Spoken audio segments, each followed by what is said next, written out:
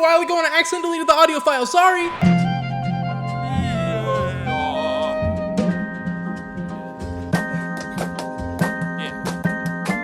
Sing it up the microphone. Sing it up. The first thing I have to ask you is, so, what's up? What have you been doing? You know, moving, getting ready to move from Chicago to Philadelphia. That's where the new home is gonna be. Whoa, Philadelphia? Why Philadelphia? Well, it's more closer to home for me and like where my parents are located and a lot of friends, either just friends or musical friends. So I don't know. It made sense to do that, and so now I'm just in the process of just doing all the annoying things that come with that, like going to U-Haul and then you gotta put a hitch on the back of your car, and then you're like, oh wait, now I don't have a car all day, so you just kind of like walk all around, but you wore the wrong shoes to walk all around. You know, just stuff like that. That's what's up, I guess. I see. How far is Philadelphia for you? It'll be like usually if I'm just driving me, it's 11 hours, and I just do it all in one shot, and I'm just like, all right, let's get this over with. But with the trailer, I'm gonna have to put it. It's gonna be 2 days, and it'll be, you know, Mona, my cat, in the passenger seat, just meowing every 5 seconds, relentlessly for the entirety of the 2-day trip. So, you know, I'm not looking forward to that, but you gotta do what you do. That's crazy. I never expected you to leave Chicago. You know, I don't know if it was this soon. I didn't expect it to leave this soon, but just timing wise, it was a lot of things kind of worked out. Like, all my friends, they had a spot open at the house they're living in, and then like, oh, my friend Taryn, aka GB Mystical, who mixes and masters all my music, is also moving to Philly, and I'm like, oh wait, maybe this could work. So it was kind of a last minute thing, but I think it's the right decision. It'll turn out good, I'm sure. You know. Yeah. Or it won't. It might be a disaster. It might be. I mean, I guess that's possible, but Yeah, I doubt it. Well, thanks. It'll be okay. Of course. That's what I'm here for. Okay. So the first topic that I have on my thing is, you are a teacher. You teach kids music, and you make music. Yeah, both of those things are true. How does making music, how is it in relation to your actual job? Like, does the school know about it? Do they support it? So I've been at this one school for 3 years in Chicago, and funny enough, how I got the job was through my music. Like, I had like kind of a okay job interview over the phone. I was like, I don't think this is going anywhere. But then they're like, can you send like a portfolio of your work? I'm like, what does that even mean? Send them my SoundCloud, and then it was like an hour later, I like picked up the phone, and on the other end of the phone, I could hear my own music playing. And they were like, yeah, it's like, you got the job. And I'm like, all right, this is it. This is what I'm gonna do.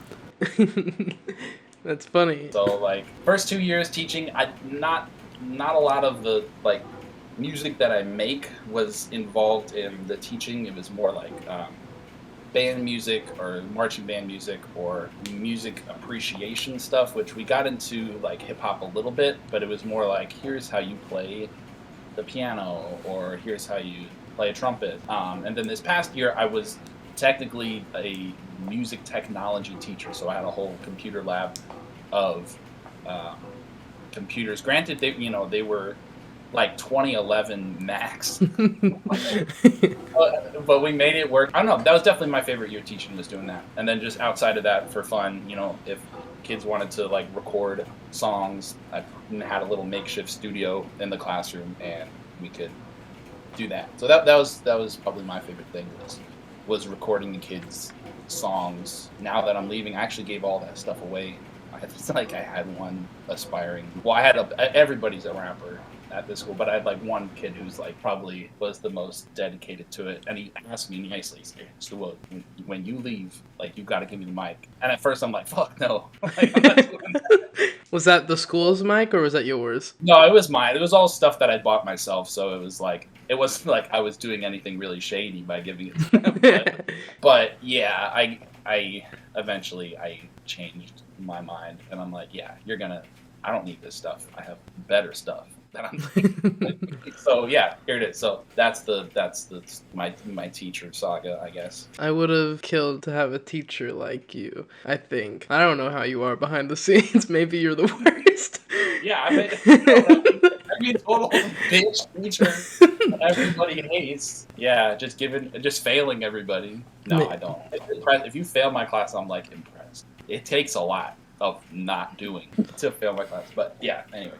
I just wish I had a class like that at my school. Yeah. We had like nothing. My graduating class was like 80 people, and there was like no opportunities in a small town in Texas where it's just Republican teachers. Yeah. Yeah. What was the stuff that what was the class that you gravitated to in school?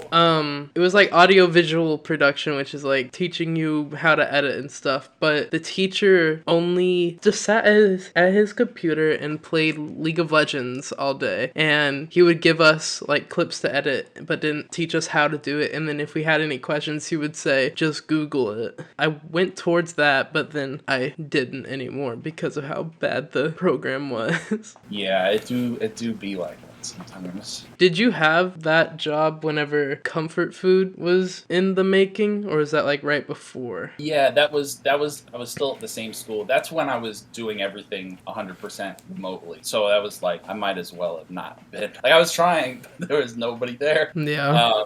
So that was when I made the comfort food album. I was still at the same job, but just working remotely. So that honestly is kind of why the album came about, because I had so much time. I wasn't commuting like crazy. Yeah, I love that album. It's a classic. So, wait, was it a cassette tape that had it on there? Or was it a CD? I forgot.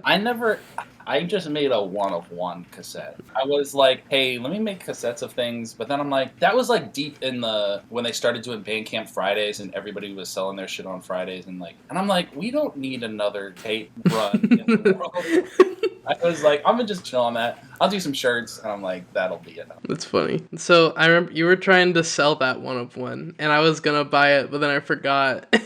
Yeah, and then I think I forgot to put it up for sale. So I think I still have it. I don't know what it is. So how different was? I mean, I guess because COVID, everyone's life was different. But I was thinking, how different was your life back whenever you were making comfort food compared to your new album that's coming out? Yeah, totally different. It was March of 2020. Yeah, it's yo, don't go to the schools anymore. And I'm like, bet. And so I just went back to my parents' house, and in Allentown, Pennsylvania, just the burbs. And I'm just in the basement, and we actually didn't have any synchronous classes. So basically classes that show up for, and it was and nobody was doing any of the asynchronous stuff. So basically I was just chilling. I was just really bored. I just started making the album, made a lot of beats. At the same time, I was actually, the project on my mind at the time was my friend Jordan, who also is he's a friend from high school, and I was just producing the beats on his album. But then I just kept making so many beats that all of the runoff beats kind of became my album, Comfort Food. So that was the setting I made it in, just in my parents' basement. And when I would make a really good song, I would play it for somebody in the house, because it was I have my two sisters who are younger, but they were at the time they were 17 and 19 or 17, I should know. But I trust their opinion. They'll tell me if something sucks. And there were some tracks I made for it that didn't make the cut. This isn't that good. And I'm like, all right. Because sometimes I go crazy just in the basement all alone making music that I'll make something. I'm like, oh my gosh, this is genius. And then someone else hears it and they just shit on it. This is no good. So that was that. And then album that's coming out, or is already out depending on when people listen to this, is The Big Bill Sings the Blues, which was a year-long process, kind of slowly creating it. And it was a lot of it because I was making a lot of stuff at the same time I was working on the supergroup project. I'm still working with my friend Jordan to produce beats for his album. And so it was I was had a lot of irons in the fire, I guess that's the saying. Just working on a lot of shit, so naturally over a year, I'm like, oh wait, I have like an album's worth of material here, and this I actually recorded the first time. I like didn't record it in my bedroom. It was like this studio space that me and my friend Taryn rented out, and it really wasn't meant to like record vocals in. It's kind of meant to just like practice your garage rock band, but we like just put like all these blankets up and padded it on, and then I had this like PVC thing that I built, and then so I made a vocal booth essentially. I think I remember seeing that. Yeah, so we built that, and then Taryn recorded all my vocals for the album, which is a first because I've always recorded my own stuff. So I'd say the biggest difference, between this current album and the last one is just like I've definitely let people collaborate more with me. Like I have other people helping me out with the stuff that I might not be the best at, as opposed to just doing it all myself. Yeah, I noticed that with the features, that you actually have features on this album. Yeah, I was like, it's about time. Yeah, those were fun. One of them is Taryn, also known as GB Mystical, and we just like trade bars on the song Uncertainty. And then we had 5 p.m., which I was initially just going to have Pink Navel on there, and Pink Navel is a friend just through the internet. I think gonna actually meet IRL too in Philly. They have a show. And then on that same song, there's Davis, the Dorchester bully, who someone I just recently met in real life. They were opening at the Rap Ferreira show and Rap Ferreira and Open Mike Eagle show in Chicago, and I met them. I knew about some of their music online, and they were, from Chicago, somebody who's in the city. I'm like, that seems appropriate. Yeah. Lots of instrumental features, like lots of like people who played instruments on it. My friend Zach, we make a bunch of songs with, like Orange Vanilla Coke and stuff like that. Oh, and it's a band. They're called Dog So Rare. It's my friends Mike and Sagar, and they helped me with the song Sandcastles, which was super fun, and we made that in Philly. So that's the feature rundown. All up to them. I've listened to it a good amount, like 5 times probably, and it's very different from Comfort Food, I think. But I think it's interesting how in your music you can really like get a timeline of where you were in your life, going from album to album, from like Gap Year to Comfort Food, and then this album. It's just interesting to hear like how you change over the years, I guess. Yeah, it's weird because I have trouble. I still like the music I made like in the past, but I have trouble listening to it because I'm like, I don't want to hear like 19-year-old me talking right now.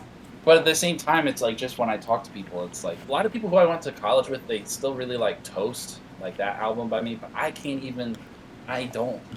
I'm like, hey, it's okay. But I'm like, I don't know. I just felt like, like you were saying, it's just like a very specific moment in time. I kind of say exactly what I'm doing. Like, I'm going to school. I think the thing I found most interesting was the use of features, because I only ever hear you featured on a few songs, and that's still not even that much that's out there. That was probably my favorite part, because you work so well with other people that I wish you started doing it sooner.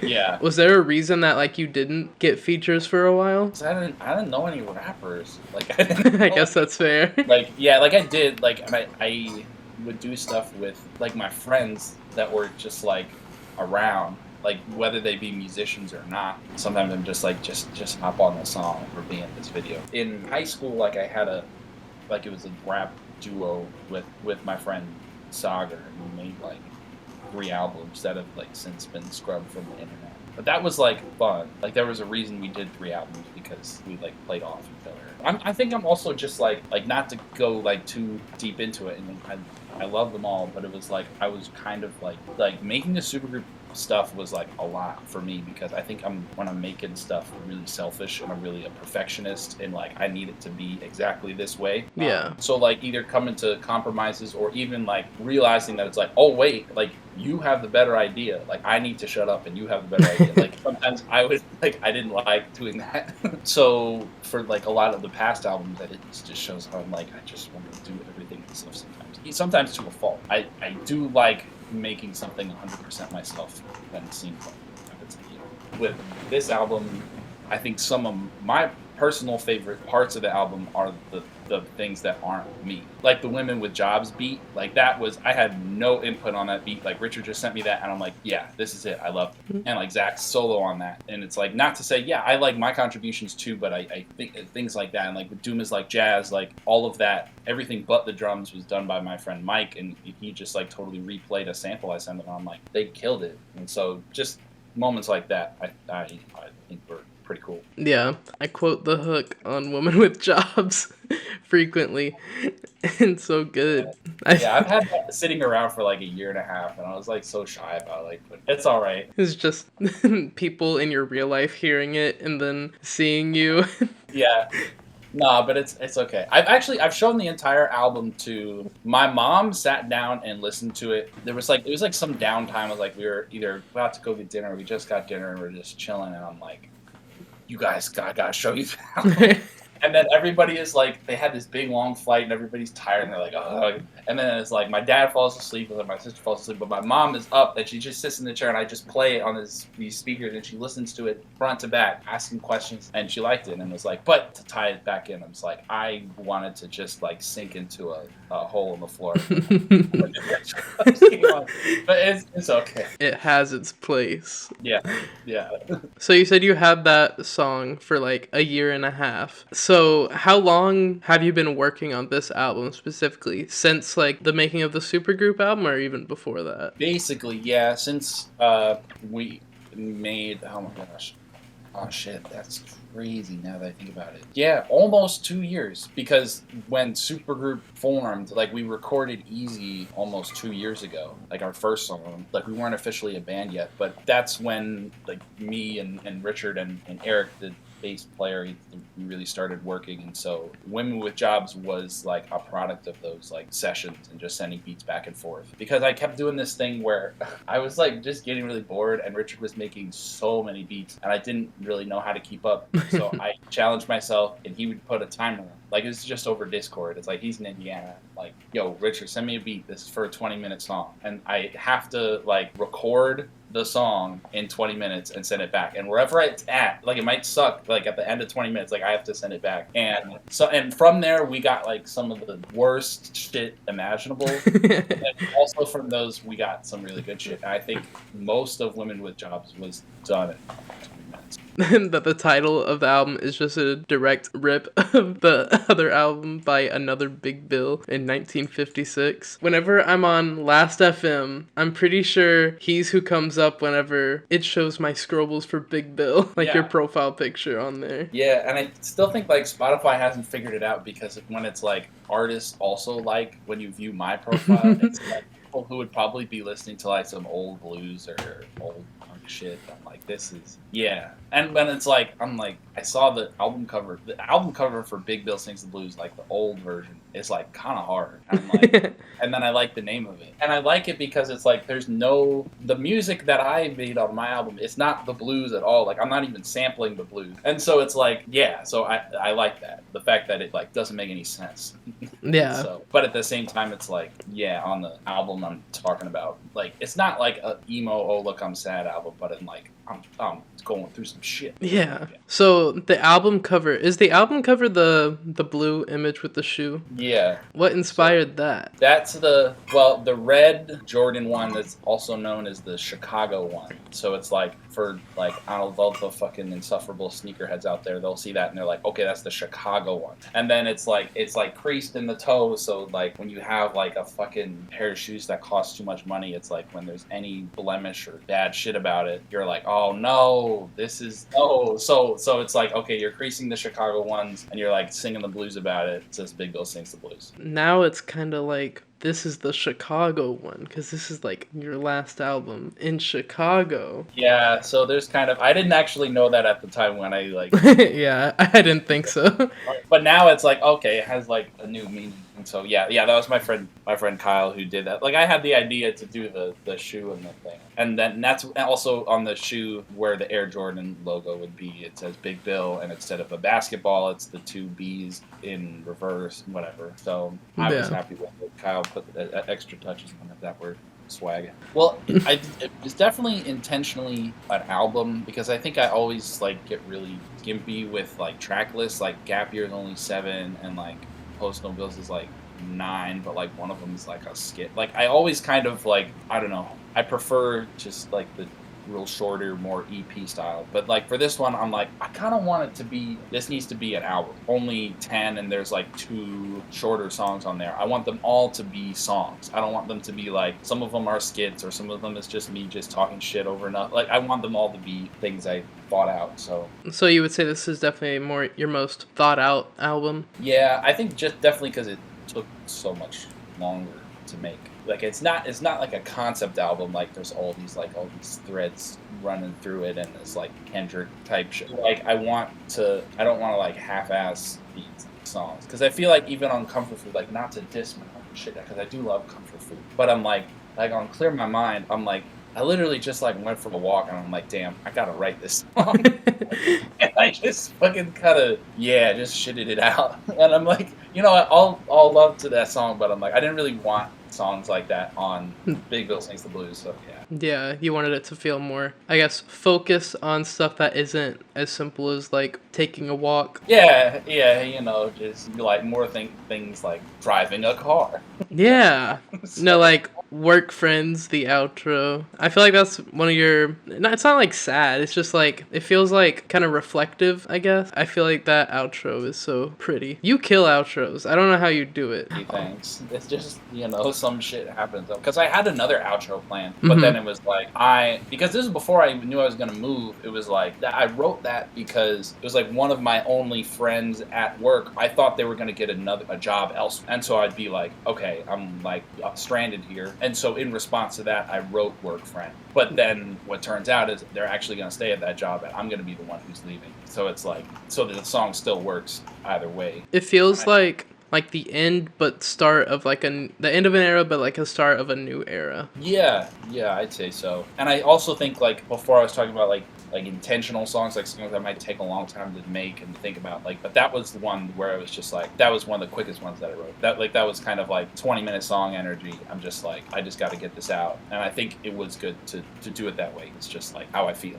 Is there anything else that you would like to talk about or bring up, if there's anything that you were dying to say but we didn't get to? Yeah, I don't know, like music, it's like, I hope you like the album. I don't really want to like sit here and over explain. The best, you know, enjoy it by just like checking it out. Yeah. And you know, made all the beats except for Living with Jobs and Putzing, rest made. So look at me. And yeah, I think that's it. That's it for me. Big Bill beats everywhere on all the things you're social on.